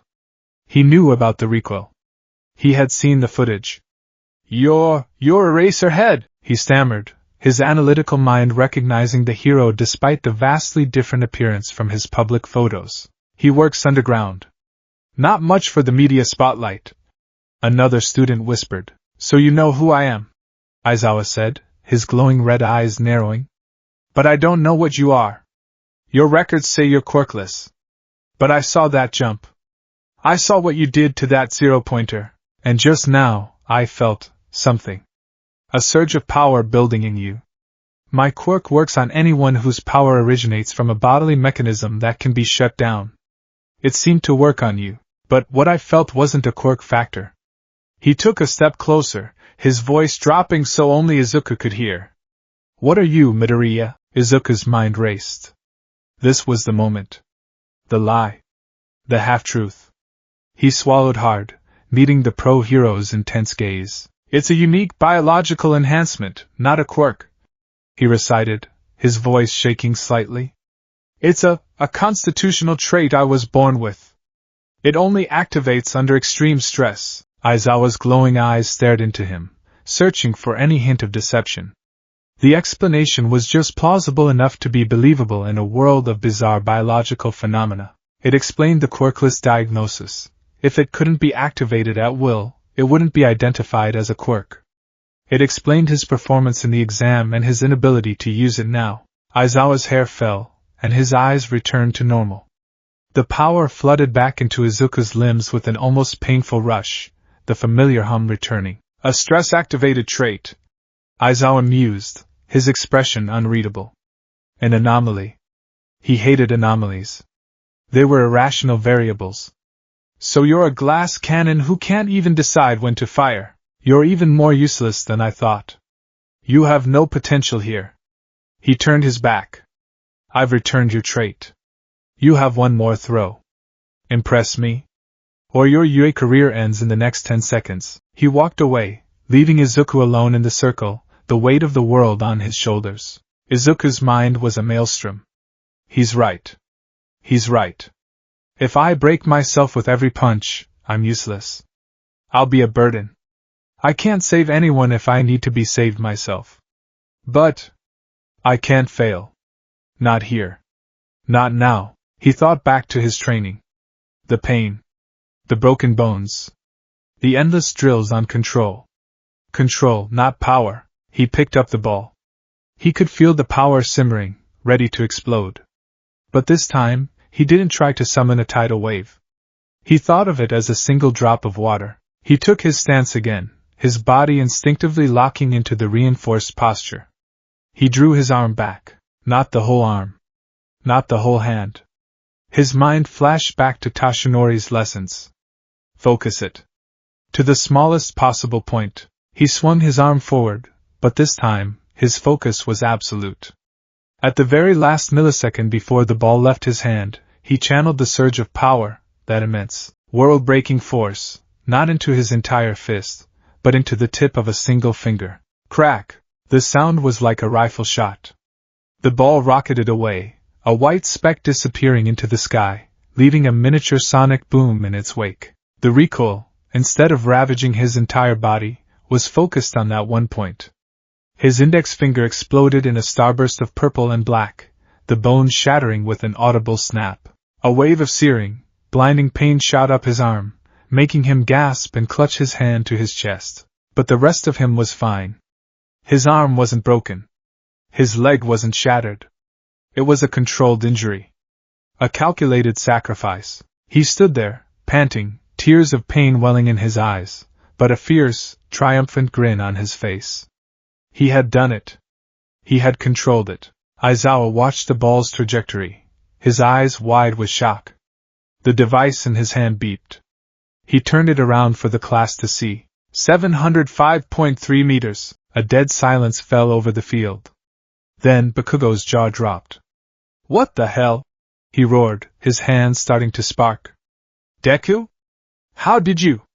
You have a quirk? He launched himself forward, pure rage on his face, only to be caught in Aizawa's capture weapon. He got the same score as me. Bakugo seethed, struggling against the restraints. It's still not rational. Aizawa grumbled, though a flicker of something, begrudging respect, passed through his tired eyes. He looked at Izuku, who was clutching his mangled finger, refusing to fall, refusing to show weakness. He's still standing. The rest of the tests were in agony, but Izuku pushed through. He placed high enough to avoid last place.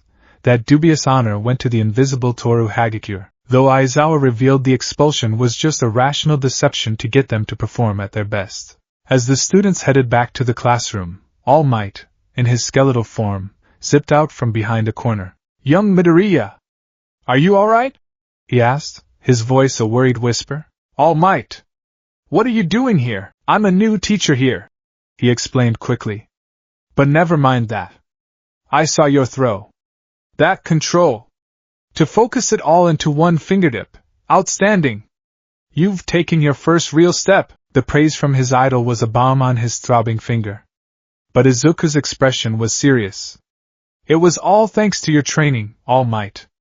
But I think it's time you told me the truth. Tashinori's smile faded.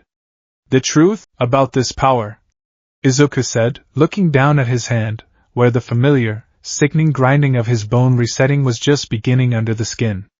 This isn't just a random mutation, Aizawa-sensei, he questioned me.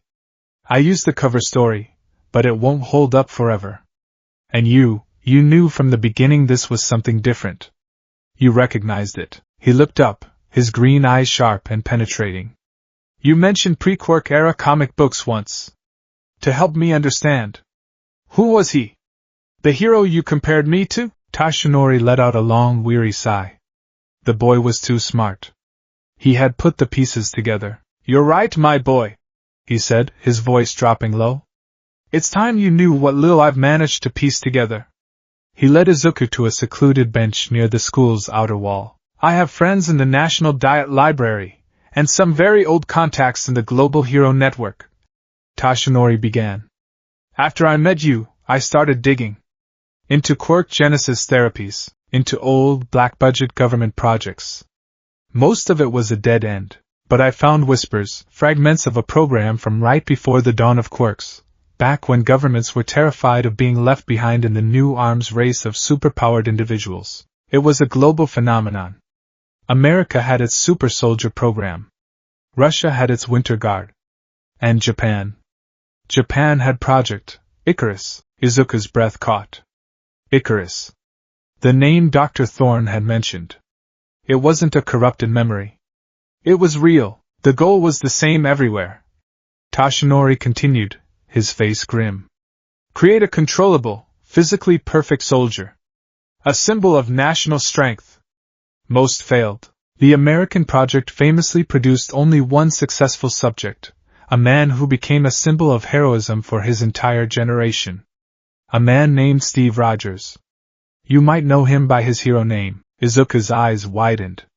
A hero otaku like him knew the history, even the pre-Quark legends that were now treated like mythology. Captain America, Tashinori nodded. The one and only. He was the blueprint. Peak human potential in every area. Strength, speed, endurance, intellect, and most importantly, an unwavering moral compass. They wanted to replicate him. Project Icarus was Japan's attempt. But according to the fragments I found, it was a complete failure. The serum was unstable. The test subjects either died or showed no effects. The project was eventually redesigned, renamed, and buried. Its new name was Project Deadless. The name hit Izuku like a physical blow. The final piece of the puzzle slotted into place. The cold room, the golden serum, Dr. Thorne's speech about giving his son wings. It all came flooding back, not as a nightmare, but as a clear, terrifying memory. They were trying to make me into Captain America. Izuku whispered, his voice trembling with the enormity of the revelation. His whole life, his quirklessness, his perceived failure, it was all a lie, a side effect of a failed super soldier program. Yes, Tashinori said gently, placing a comforting hand on the boy's shoulder. They wanted to create a perfect soldier, a symbol they could control, loyal only to them. They subjected you to a process meant to forge you into a weapon. Izuku looked down at his hands, at the finger that was now just bruised and swollen, the bone already mended. He thought of the zero-pointer, the sheer, world-breaking force he had unleashed. But they failed, Izuku said, a new, steely resolve entering his voice. He looked up at Tashinori, and for the first time, the hero saw not a fanba, but a young man staring down a terrible truth and refusing to break. The project was a failure. The serum didn't make me peak human. It did something more. I'm not Captain America. Tashinori's gaunt face broke into a proud, fierce grin. He saw the understanding dawning in the boy's eyes, the realization of his own potential, born not from a government lab's blueprint, but from his own indomitable spirit. No, my boy, All Might said, his voice filled with a profound sense of awe. You're not. They set out to build a perfect soldier, but instead, by some miracle of fate and your own incredible heart, they got a true hero. That is your strength. And that is why you will surpass them all. The school bell rang, signaling the end of the day. Izuku stood up, the pain in his finger a dull throb, but his mind was crystal clear. His past was no longer a redacted file. It was a part of him. He was not the hero they tried to make. He was the hero he was choosing to be. He was an anomaly in Class 1A, a ghost in the system, but he was no longer afraid. He had a name, a purpose, and a power that was his and his alone. And he was just getting started. The days following the quirk apprehension test were a whirlwind of normalcy that felt utterly surreal. Izuku Midoriya, the failed super soldier, the boy with a burgeoning god complex of power, was attending high school. He studied English with President Mike, whose classroom persona was somehow even louder than his hero one. He navigated the complexities of modern hero art history with Midnight. He ate lunch in a crowded cafeteria, often sitting with the stoic but surprisingly considerate Ida and the endlessly cheerful Uraraka. For the first time in his life, he had friends. It was a revelation as powerful as any of his abilities. They didn't see him as quirkless Deku or a volatile anomaly. They saw him as Midoriya, a little intense, a bit of a mumbler, but determined and kind. They saw the hero inside, even if they didn't understand the strange and painful mechanics of his power. His trait was a subject of intense curiosity. After his display during the ball throw, no one dared call him quirkless. But its nature remained a mystery. He stuck to the cover story Toshinori had provided, deflecting questions with vague answers about stress activation and painful drawbacks. Bakugo was the most volatile element. He couldn't reconcile the useless, pebble in his path Deku with the boy who had shattered his perception of reality. He vacillated between furious, explosive rage and a tense, simmering observation, watching Izuku with a new, unsettling intensity. He knew there was a piece of the puzzle he was missing, and it infuriated him.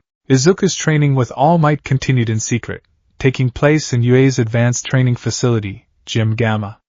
The focus remained singular, control. Your power is not just strength, young Midoriya, Toshinori explained, watching as Izuku practiced focusing his energy into small, non-destructive pushes against a reinforced wall. The Deadless Serum, it's adaptive. It's a survival mechanism. When you were falling, it tried to counteract the force by making you weightless. When you punched the robot, your bones momentarily achieved a density greater than tungsten. It's not just a cannon, it's a whole goddamn armory, and you have no idea what weapons are in it. This new understanding changed their approach. They began to work on triggering smaller, specific adaptations. Toshinori would toss rubber bullets at Izuku, and the boy would practice hardening just the skin on his forearm to deflect them without breaking the bones underneath. It was agonizingly difficult. More often than not, he'd miscalculate, and the recoil would send a spiderweb of painful microfractures up his arm. But slowly, painstakingly, he began to get a feel for it. He was learning the language of his own body, a complex dialect of pain, intent, and biokinetic energy. A new, unnerving development was the emergence of what Toshinori called vestigial conditioning. Sometimes, during sparring sessions, Izuku's body would move before his mind did. He'd execute a perfect block, a flawless joint lock, or a tactical sidestep with an efficiency that was utterly alien to his conscious self. It's muscle memory, Toshinori theorized, his expression grim. But it's not your muscle memory. It's the combat training they tried to drill into you as a child. The psychological conditioning, it's buried deep, a ghost in your nervous system. They didn't just want to give you power, they wanted to program a soldier. The idea was deeply disturbing. It meant a part of him, a fundamental part of his physical instincts, did not belong to him. It was another layer of his identity he had to reclaim. The highlight of the week was the upcoming class at the Unforeseen Simulation Joint, or USJ. It was a chance to practice rescue training in a variety of simulated disaster environments, supervised by All Might, Aizawa, and the space hero, 13. Izuku was practically vibrating with excitement. This was real hero work. As Class 1A boarded the bus to the facility, the mood was light and electric. Midoriya, Tsuyu Ajiri, the frog-like girl, said in her characteristically blunt way. Your trait is a lot like All Might's, isn't it? Izuku froze, his blood turning to ice. He could feel several pairs of eyes turn to him. What? No! Not at all. I mean, All Might doesn't get hurt when he uses his power, and He held up his hand, which still bore the faint, silvery scar tissue on his index finger. But that kind of simple, enhancing power is rare and flashy. Eijiro Kirishima added, hardening his arm to demonstrate. My hardening is strong, but it's not going to level a city block. If we're talking about flashy and strong, it's gotta be Bakugo, Todoroki, and Midoriya, right? Denki Kaminari chimed in. Izuku shrank under the attention, mumbling denials. Bakugo just scoffed, turning to look out the window. The comparison to All Might was a dangerous one, hitting far too close to the truth of One for All, the power he was supposed to have inherited but was now on indefinite hold. The bus arrived at the USJ, a massive domed structure. Inside, the scale was breathtaking. Spread out before them was a central plaza surrounded by distinct zones, a shipwreck, a landslide, a fire, a hurricane, and more. It was a hero's playground. 13, the rescue-focused hero in the bulky spacesuit, greeted them. Their speech about the responsible use of power, about how quirks designed to save can so easily be used to kill, resonated deeply with Izuku. His own power was the ultimate example of that duality. Aizawa was about to start the lesson when the lights in the facility flickered and died. The central water fountain sputtered and ceased. A cold, unnatural silence fell over the dome. Then, in the center of the plaza below, the air seemed to warp. A swirling vortex of dark purple mist appeared, growing larger and larger. From its depths, figures began to emerge.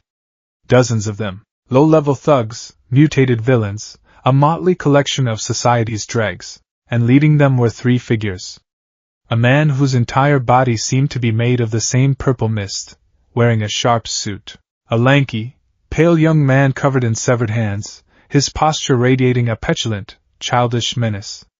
And behind them, a monster, a hulking, bird-beaked creature with its brain exposed, its muscles bulging unnaturally.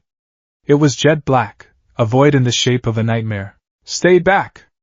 Aizawa commanded, his capture weapon unfurling, his goggles sliding over his eyes. Those are real villains, Kirishima stepped forward. What? No way. Are they like the robots in the entrance exam? 13. Protect the students. Kaminari, try to get a signal out. Aizawa ordered, his voice deadly calm as he prepared to leap into battle. They knew our schedule. They went to this much trouble. This isn't random. They have an objective. The man of mist, Kurojiri, spoke, his voice a polite, chilling baritone that echoed through the vast space. We are the League of Villains. We have taken the liberty of inviting ourselves into this bastion of heroes to say hello. And to kill the symbol of peace, All Might. The name hit the students like a physical blow. They were here for All Might. Where is he? The man covered in hands, Tamura Shigaraki, rasped, scratching his neck with a frantic, agitated motion. We went to all this trouble, and he's not even here? Maybe he'll show up if we start killing his students. The threat hung in the air, thick and poisonous. That was all Aizawa needed to hear. He launched himself down the stairs, a one-man army against 100 villains. He was a whirlwind of controlled violence, erasing quirks and using his capture weapon with brutal efficiency. But the villains had a plan. Kurojiri, the warp gate, expanded, engulfing the students. My role is to scatter you and torture you to death, he declared. The world became a vortex of purple and black. Izuku felt a sensation of falling, of being twisted and pulled apart. He landed with a splash in cold, dark water. He surfaced, gasping, to find himself in the shipwreck zone. The water was filled with villains, their mutation quirks giving them a distinct advantage. One, a shark-faced thug, grinned, showing rows of needle-like teeth. Looks like I get the first kill. Suddenly, two figures surfaced beside him. Minoru Mineta, the small, grape-headed boy, was screaming in terror. And Tsuyu Ajiri was calm, her large eyes blinking slowly. Midoriya. Mineta. I knew this would happen, she said bluntly. A villain lunged. Before Izuku could even think, his body reacted. The vestigial conditioning took over. He dropped underwater, his movements fluid and efficient. He didn't punch, He grabbed the villain's outstretched arm, twisted, and used the man's own momentum to slam him into another nearby thug. It was a perfect, textbook martial arts maneuver he had no memory of ever learning. He surfaced, his mind catching up to his body's actions. What was that? Ajri was impressed. That was amazing, Midoriya. Ribbit. The villains began to circle, their numbers overwhelming. Mineta was panicking, throwing his sticky purple balls wildly into the water where they just floated uselessly. They don't know our quirks. Izuku realized, his analytical mind cutting through the fear. That's our advantage. They think we're just kids. Ajri-san, you can call me Tsu. She corrected. Tsu. Right. You can stick to walls, your tongue is 20 meters long, and you can swim.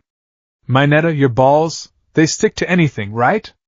And the more you pull them, the stickier they get? He looked at the water around them. An idea, born from his encyclopedic knowledge of quirks and his newfound tactical instincts, began to form. I have a plan, he explained it quickly. They had to get off the boat.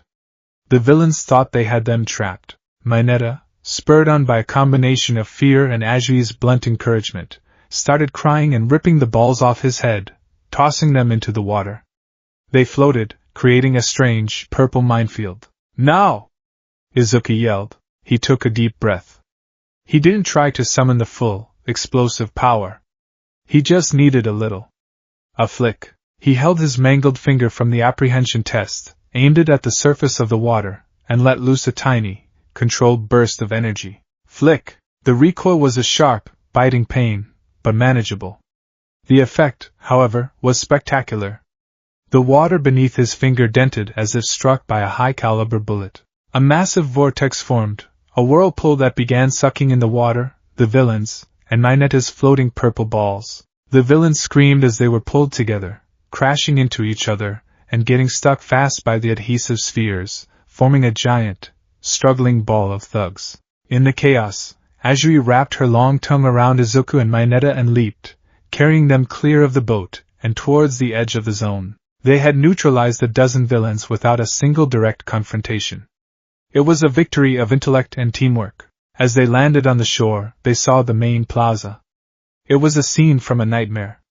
Aizawa, for all his skill, was being held down by the black monster, the Nomu. His arm was bent at a sickening angle, and his head was being ground into the concrete. Shigaraki was reaching for Ajri's face, his fingers outstretched, a manic glee in his eyes. You're so cool, Eraserhead! Shigaraki rasped. This was it. The life or death trigger. The clear and present danger to his friends. Izuku didn't hesitate. He launched himself forward, every fiber of his being screaming a single, defiant NO. The deadless serum responded, not with a full detonation, but with a controlled, massive surge of power. He pulled his arm back, his entire body locking into the now familiar roll cage posture. He was aiming for Shigaraki, to knock him away from Ajri. SMA. He never finished the word. The Nomu moved. It wasn't just fast. It was instantaneous. One moment it was on top of Aizawa, the next it was standing in front of Shigaraki, a silent, black wall. Izuku's fist, wreathed in a shimmering aura of kinetic energy, slammed into the creature's chest. It was like punching a mountain made of memory foam. There was a dull, wet thud. The force, enough to have turned a building to dust, was simply absorbed. The Nomu didn't even slide back an inch. Izuku felt the kinetic energy of his own punch get sucked into the creature's body as if into a vacuum. But then, something else happened. The Nomu's skin, where his fist had connected, began to sizzle. Faint wisps of foul-smelling smoke rose from its flesh. A low, guttural groan, the first sound the creature had made, escaped its beak. Izuku's power wasn't just physical force. Tashinori had theorized it, but this was the first proof. It was biokinetic energy. A form of power that was part physics, part biology. And the Nomu, a bioengineered creature designed specifically to counter the pure physical force of All Might's quirk, had no defense against it. It could absorb the shock, but the biological energy component was like a poison, destabilizing its cells. Shigaraki looked at the sizzling patch on the Nomu's chest, then at Izuku, his red eyes wide with a mixture of shock and fury. You're not All Might. Who are you? Your punch, it's wrong. He scratched his neck furiously. Nomu, kill him! The Nomu's arm swung, a black blur of motion. Izuku's combat instincts screamed. He couldn't dodge. He could only block. He brought his arms up in a crossguard, and in that split second, a new adaptation flared to life. He didn't just brace for impact. He willed the power into his arms, not just to harden them, but to project it. A shimmering, translucent shield of golden-green energy, no bigger than his forearms, materialized an inch from his skin. The Noma's fist slammed into the shield. The sound was like a church bell being struck by a meteor. A shockwave erupted, cracking the very ground beneath Izuku's feet. He was driven back 10 meters, his shoes carving deep gouges in the concrete. The pain in his arms was immense, the bones screaming under the strain, but they didn't shatter. The shield had taken the worst of it before flickering and dying. He had created a solid energy construct. The armory was opening up. Just as the Noma was about to strike again, the entrance to the USJ exploded inward. I am here! All Might had arrived. But he wasn't smiling. His face was a mask of cold, righteous fury. The battle that followed was legendary. It was a clash of titans. All Might and the Nomu exchanged hundreds of blows in the blink of an eye, their fists creating thunderous shockwaves that tore the USJ apart. But All Might was at a disadvantage. He was running out of time, and the Nomu's shock absorption was perfectly designed to counter him. Izuku, his arms screaming in protest, watched from the sidelines where Tsu and Mineta had dragged him. He saw it all. He saw All Might weakening. He saw Bakugo, Kirishima, and Todoroki join the fray, their combined assault doing little to stop the monster. Its quirk is shock absorption and super regeneration, Shigaraki cackled. The only way to beat him is to slowly gouge out his flesh until he can't regenerate. He's a living punching bag, made specifically to withstand your 100%. All Might was tiring, his movements becoming slower. He was being pushed back. The symbol of peace was going to lose, and in that moment, something inside Izuku snapped. It was the same snap that sent him running toward the sludge villain, the same snap that made him launch himself at the zero-pointer. But this time, it was different. It was cold. It was calculated.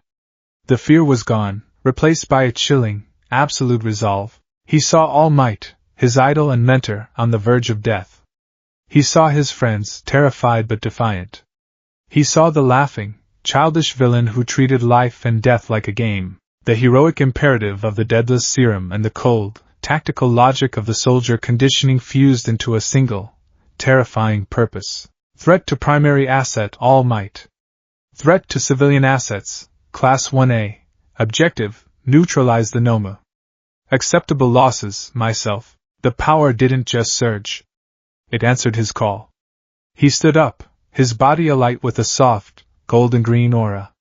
The pain in his arms vanished, subsumed by the overwhelming energy. He felt the serum adapting again, not just to the threat, but to his own intent. His body began to actively counter the Noma's abilities. His skin hardened, taking on a faint, metallic sheen. The biokinetic energy swirling around him changed frequency, calibrating itself to bypass the Noma's absorption. He was no longer just using the power. He was becoming it. Young Midoriya, no! Stay back! All Might yelled, seeing the boy walking calmly toward the fight. All Might, Izuku said, his voice eerily calm, devoid of its usual stammer. You can't beat him alone. His body is a shield against your power.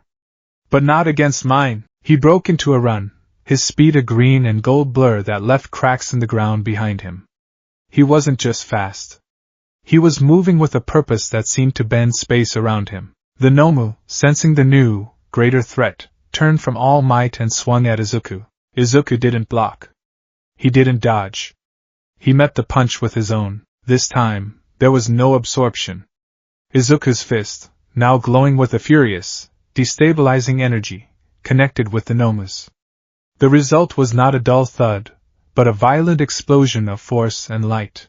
The Noma's arm, which had just withstood All Might's strongest blows, shattered at the elbow, black blood and splintered bone erupting from the wound. The creature howled, a true sound of pain this time. What? Shigaraki shrieked, scratching his neck so hard he drew blood. Impossible! His shock absorption, it didn't work! Why didn't it work? Because my power isn't just a punch, Shigaraki! Izuku yelled, his voice ringing with newfound authority. It's a poison! He didn't give the Nomu time to regenerate. He moved in, a whirlwind of calculated, brutal violence.